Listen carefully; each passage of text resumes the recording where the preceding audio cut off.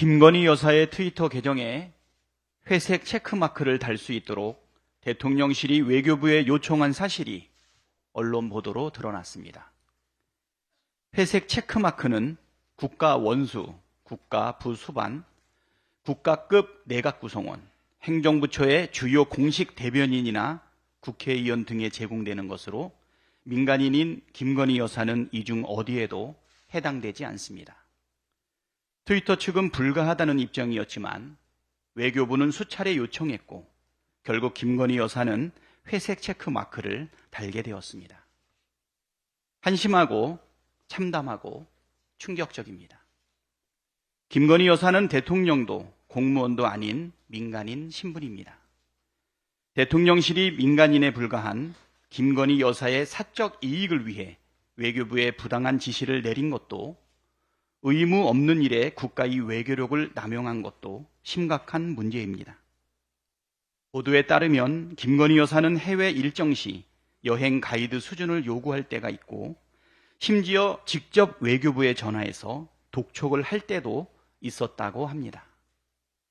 제2부속실을 없애고 조용히 내조만 하겠다더니 도대체 무슨 권한으로 외교부에 직접 지시를 하고 독촉을 합니까?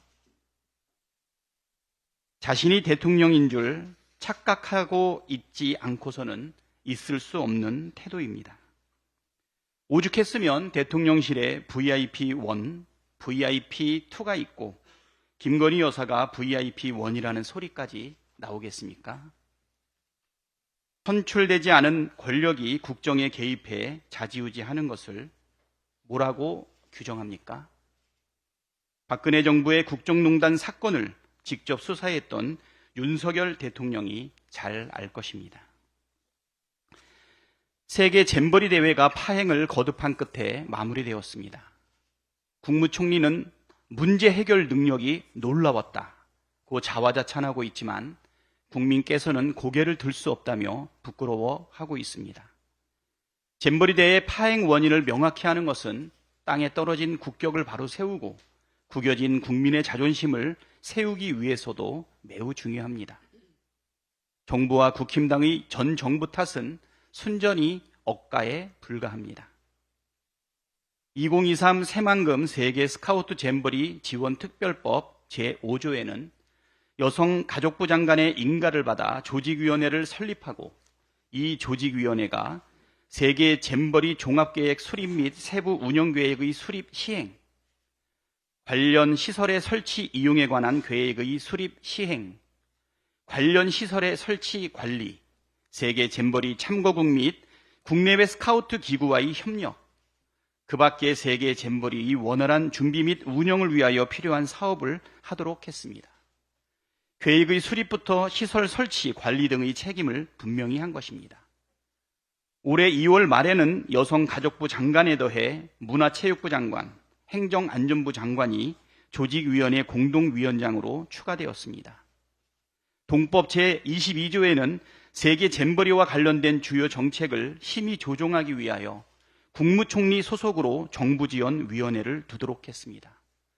정부지원위원회는 국무총리가 위원장, 기획재정부 장관, 교육부 장관 및 여성가족부 장관이 부위원장, 과학기술정보통신부 장관, 외교부 장관, 법무부 장관, 행정안전부 장관, 문화체육관광부 장관, 농립축산식품부 장관, 산업통상자원부 장관, 보건복지부 장관, 환경부 장관, 국토교통부 장관, 해양수산부 장관과 국무조정실장 등이 위원으로 참여합니다.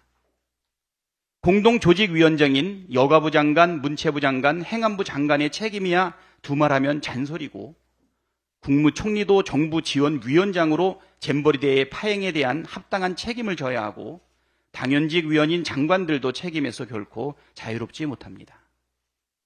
그동안 윤석열 정부와 국힘당은 대형 참사만 발생하면 책임 떠넘기기에 급급해하더니 이번에도 역시 마찬가지입니다. 문제가 생기자마자 전 정부 탓, 지자체 탓을 하며 빠져나갈 궁리를 하고 있습니다. 그러나 국민은 바보가 아닙니다. 윤석열 정부의 무대책과 무능력, 무책임이 잼버리 대회 파행의 근본 원인이라는 것에 절대 다수의 국민이 공감하고 있습니다. 무능력하고 무책임한 정권에 대한 국민의 인내심에도 한계가 있습니다. 혁신의 핵심은 기득권을 내려놓는 것입니다. 지난 총선에서 국민께서는 민주당의 180석을 몰아주셨습니다. 촛불로 태어난 정권이 기득권을 타파하고 나라다운 나라를 만들라는 준엄한 명령이었습니다. 그럼에도 불구하고 민주당은 당원과 국민이 바라는 개혁을 속 시원하게 진행하지 못한 채 실망감만 키웠고 그 결과는 선거 패배로 이어졌습니다. 민주당이 어느새 기득권에 안주하며 당원과 국민의 요구를 등한시한 결과입니다.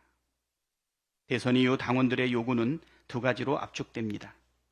첫째, 무도한 정권의 포갑으로부터 국민의 삶을 지키기 위해 똘똘 뭉쳐 싸워라. 둘째, 현역 의원 중심이 아닌 당원 중심 민주주의를 실현하라는 것입니다. 이번 혁신안은 민주당의 승리를 바라는 당원들의 절절한 요구가 반영된 것입니다. 저를 포함한 현역 의원들로부터 기득권을 내려놓을 때 당원들의 지지도, 국민의 신뢰도 회복할 수 있습니다. 당원들은 많이 참고 오래 기다려왔습니다. 더는 실망하게 만들 수는 없습니다.